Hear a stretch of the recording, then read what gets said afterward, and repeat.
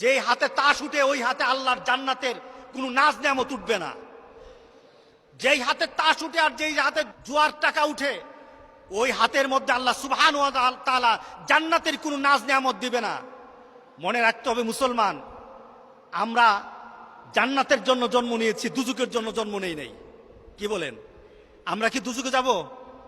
জুয়াখুর, মদখুর, ওই যে আছে নাকি সম্রাট, নাম হয়েছে সম্রাট, আটা যে কে শামীম, এটাকে দেখলে মনে হয়, এটাকে দেখলেই মনে হয় এটা বোধহয় এই কাপড় ছাড়া পাগলের একটা চেহারা, যেমন পাগলের চেহারার মতো ডিজেবল মনে হয়।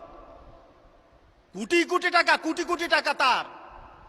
সে নাকি তার অফিসে গেলে রাস্তাঘাটে তার খালি করে দেওয়া লাগতো। কত পাওয়ার তার, কত ক্ষমতা তার। অর্থের কারণে, জুয়ার কারণে তার কত ক্ষমতা বেড়ে গেছে। তাকে কি জিজ্ঞেস করেন তো ভাই?